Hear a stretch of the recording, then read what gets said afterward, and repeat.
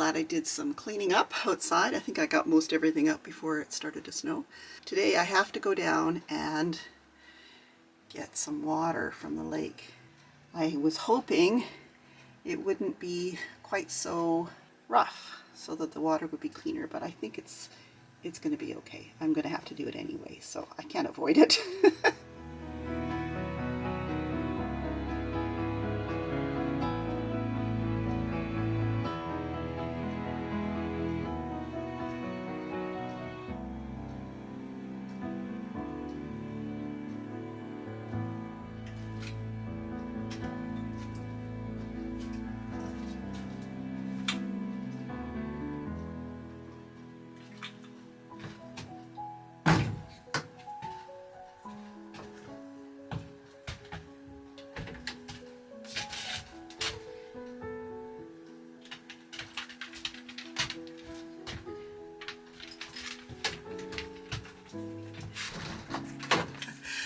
Going out there. It's only 0 degrees Celsius, so it's not really that cold. It's just we're not used to it anymore after summer. The water was actually surprisingly clean, but it always seems harder to get the buckets or to carry the buckets. They seem heavier when there's snow on the ground. I don't know why, but they're full and they're here. I'm just going to throw some bleach into them and then I can put some of it through the Berkey. And Trev is filling up the row of wood that goes outside the front door of the cabin so we can just easily get dry firewood. And it's nice and close so he's not having to go too far with the ATV. He's just dragging logs back with him to cut up out front.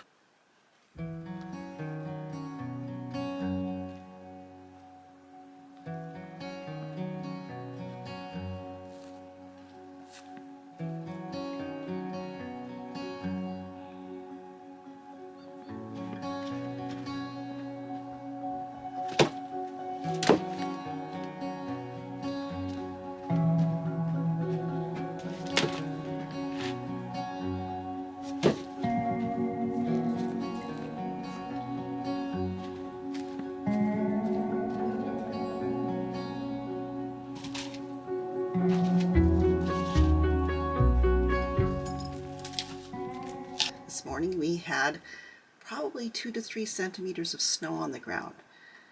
Then this afternoon the sun came out. We've been charging our solar ever since. Trev has gone out in the canoe. He rescued the red canoe earlier today and has it up on the shore down below, down there. You can see I can't even get a video outside the window here without reflection because it's so bright out there. My thermometer is reading 21 degrees Celsius, whereas this morning it was 0 degrees. Just never know what a day's going to bring here.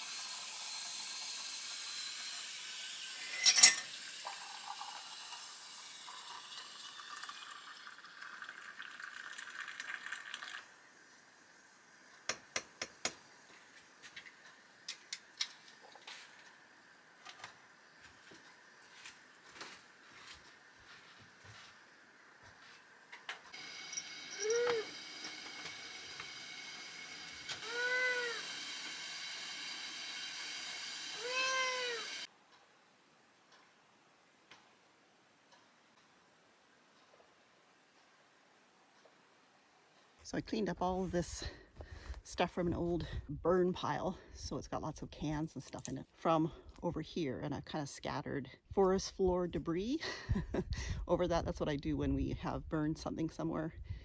I put stuff over top of where it's burned out so it gives it a bit of a head start regenerating growth. Unfortunately, the wheelbarrow tire was flat and I didn't realize it until after I'd loaded it up. So we're just waiting to bring in the tire inflator from the truck. The dogs and I are going to go for a walk down the lake while the sun is shining. and it's a beautiful day, so I needed to get out and enjoy some of it. I'm just grabbing my rifle from here. Bears are still out. If that black bear that was around the other day happens to still be around, at least I have something to scare them off with. Come on, guys. That bear is, or was, a good quad at one point. It broke down in the bush several years ago, back in I think 2017. And Trev and I went out and grabbed it, and Trev towed it in with the big quad 2-3 years ago now, I think. Anyway, now it's just being used for parts for the quad that towed it out. We also have a couple of old Honda quads, one of which is over here. This is a pile I'm going to be burning shortly here. This is a quad that a tree came down on top of last year during the summer or the spring. Kind of munched it, but there are still parts on it. Trev has actually taken the brakes off of it, and I don't know what else anyway, to get another quad, another Honda quad that we have, an older one, up and running. He's got new brakes on it now, and they're new to it from this one. Anyway, so this is being used for parts. We got a couple of old quads. I really hate having this old machinery lying around. To me, it's just an eyesore, but when you live out in the middle of the bush and don't have access to ATV repair shop or anything like that, you kind of need these old machines to get your other old machines. Well, keep them running anyway. We're just taking a walk down to the beaver house where the lake just about empties out into the creek. Just show you this here. This is where Zach, our son, did a survival video for his homeschooling that he was doing at the time, because when we were coming up here with him in the wintertime, and with Allie as well, we were homeschooling. He did this really cool what to do if you're lost in the woods video, and this was his shelter that he built for that video when he was supposed to be lost in the woods. It was a really cute video. I'll see if I can share it with you. Have to get his permission first though, because it's his video. Hi, my name is Zach, and today we're out in the Yukon. As you can see, it's very snowy out here. Today, we're going to be doing some survival stuff, you know, like building a shelter, building a fire, how to get food, how to get water, stuff like that. So, we're lost. And there's one thing that you don't want to do, and that's panic. Oh no, I'm lost. What do I do? Ah!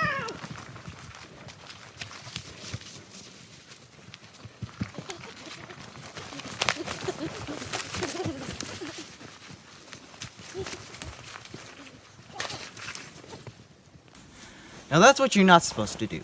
You can injure yourself. You tend to waste time doing that. So what you really should do is calm down, take stock of what you have. What I'm going to do is, since I have all my gear with me and I know what I'm doing, we're going to go and find a good spot to set up camp. Let's go.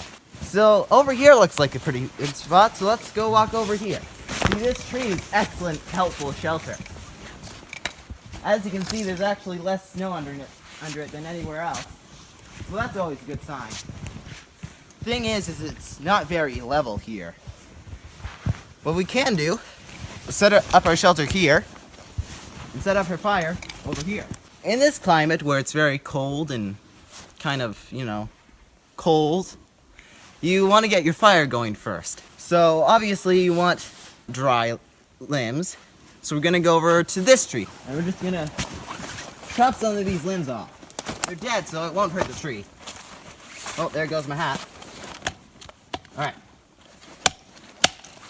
One thing that you don't want to do when you're building your fire where there's snow is go under a large tree and have, when your fire is going, the heat goes up into the tree and causes all the snow to fall off and fall into your fire, which is not very good. Or if you're close enough to your fire, it falls on you, which is also not very good. Just want to make sure the fire is always going good. So as you can see, we have enough firewood to last the night here. We have this smaller pile of smaller branches, and then the larger pile with larger logs, I guess. Now, since we have enough firewood to last the night, we could also think about shelter right now. Just as luck happens, I actually got lost right next to a lake, as you can see over there.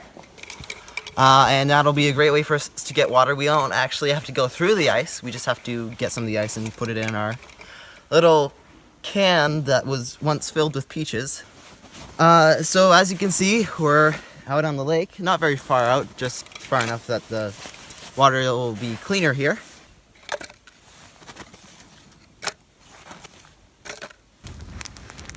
So we just took a green, I think it's a small poplar, and we stuck one end in the snow, in the ground, then put a forked lemon, and we just put our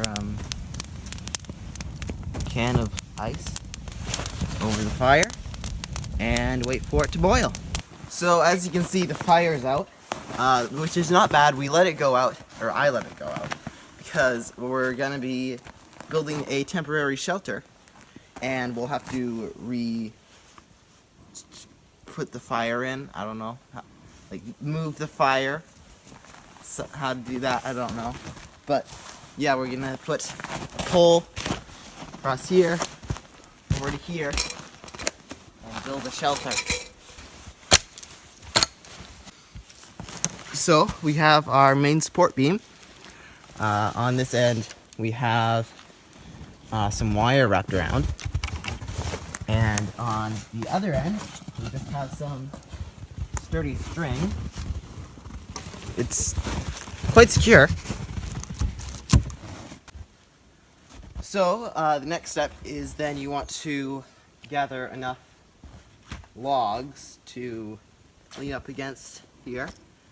And they should be roughly your hand's width apart.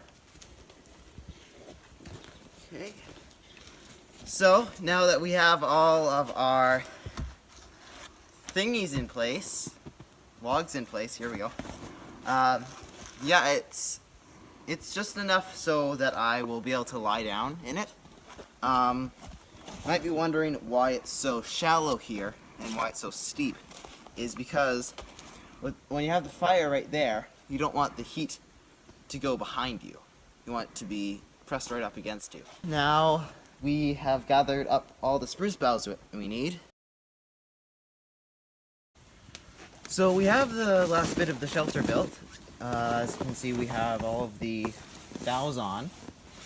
And as you can see, we move the fire from here to over here, just so that the heat would go into the shelter better.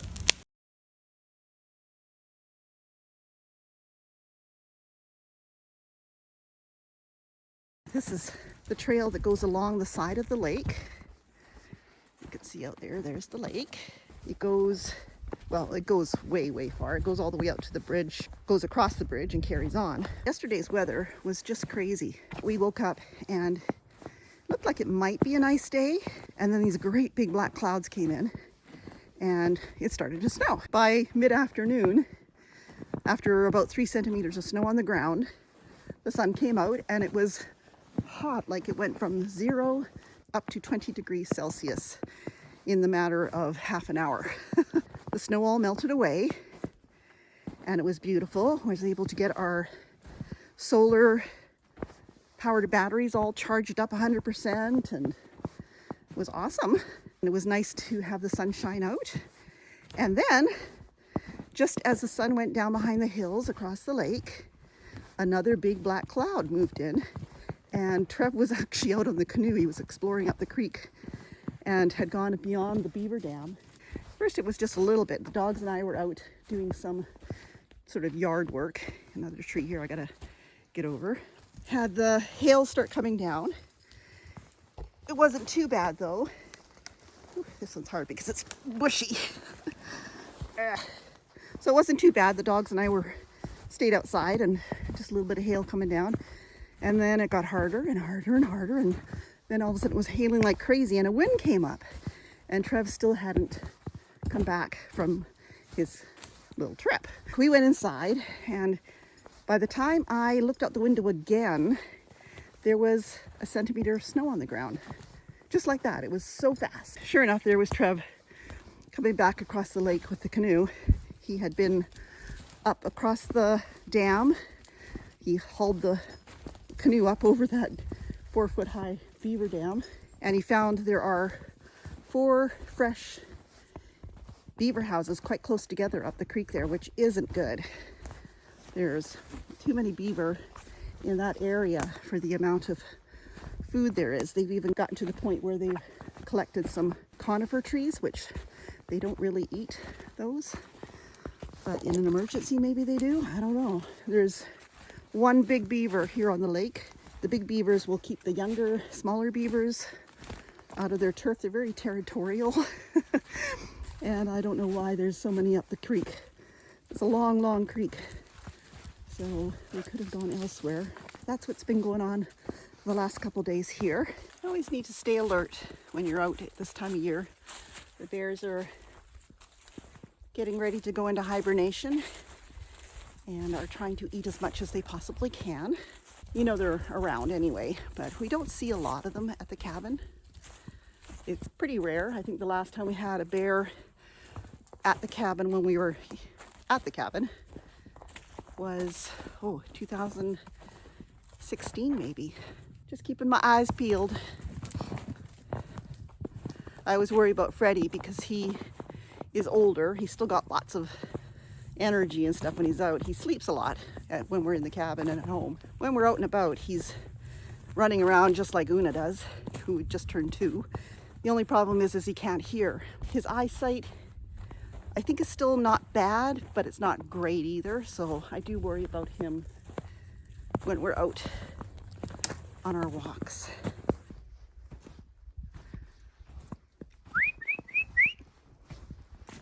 Come on, guys.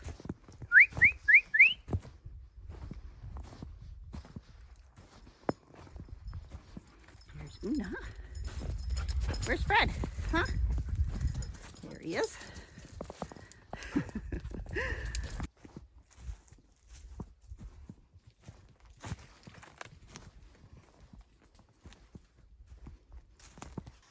So the trail carries on down there, goes along the creek, up into the hills. It goes through a really pretty area where it's almost like a park. There's literally no undergrowth under the trees. But this is where, when we have to ditch the canoe because it's too windy, this is where we do that.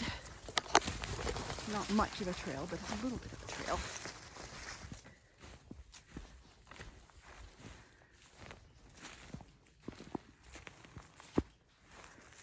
This is where there is a beaver house over there.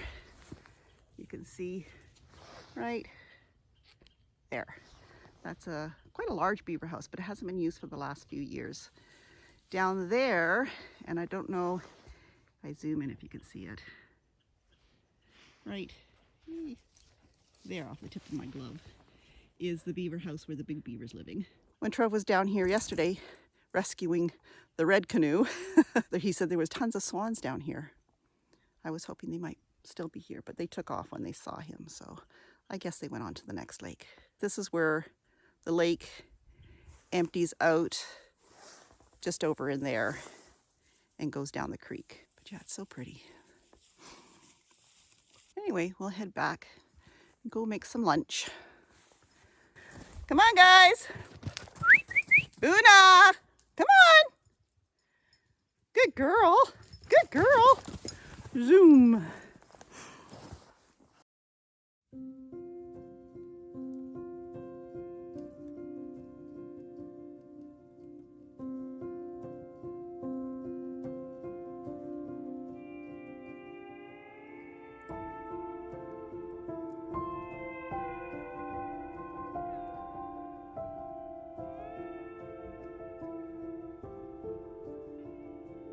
This is my clothes peg bag that hangs on the back porch here all the time. So that's why it looks kind of dirty, but inside somebody has decided to use this to store mushrooms. So I'm going to have to pull those out of there before I can get to my clothes pegs.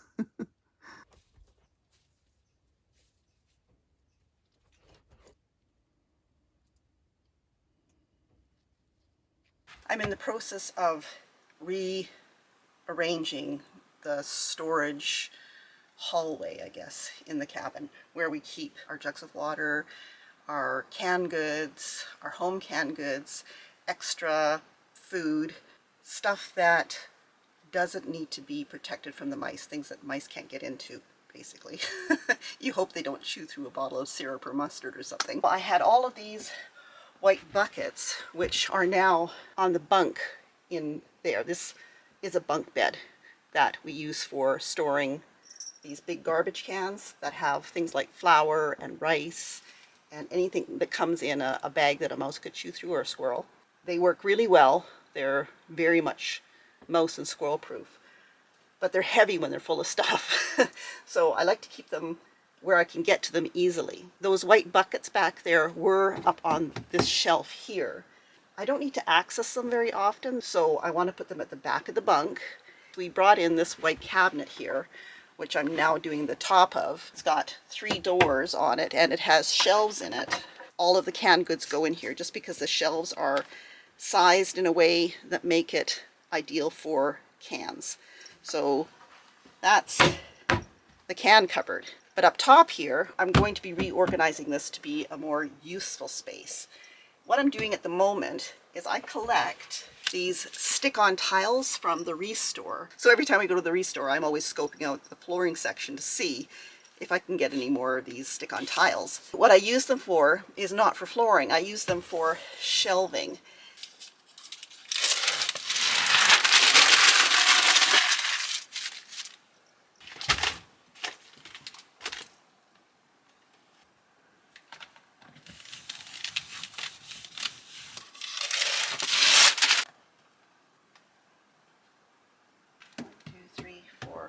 So this shelf is 5 feet long. I just realized that.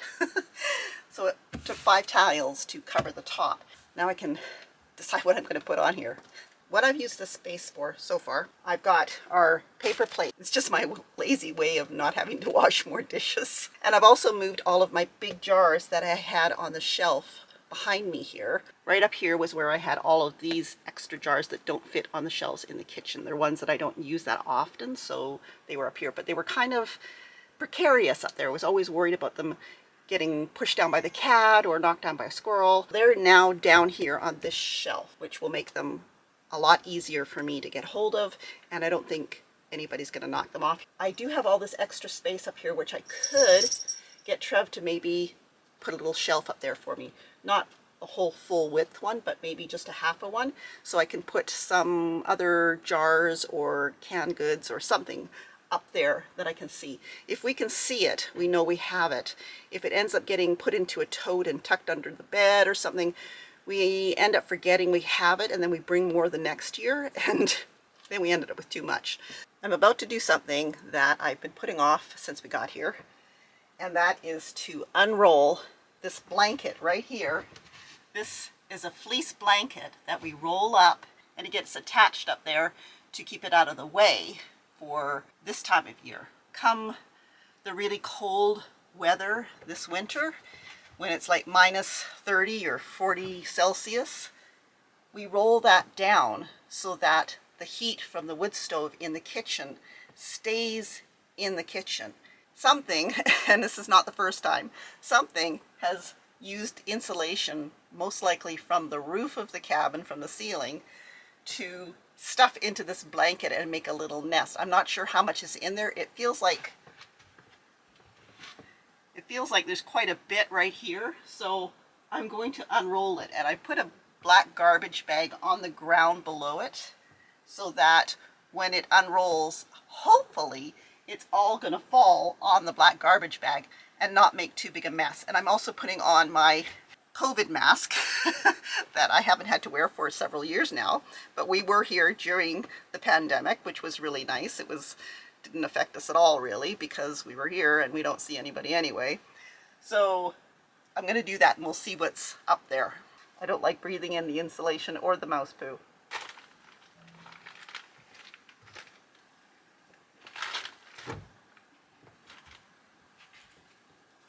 Oh, there's mushrooms. Woo! You can see they've been nesting right there, but they had all mushrooms stored over on this side. Oh well, they must have had their babies in there. All gone now, but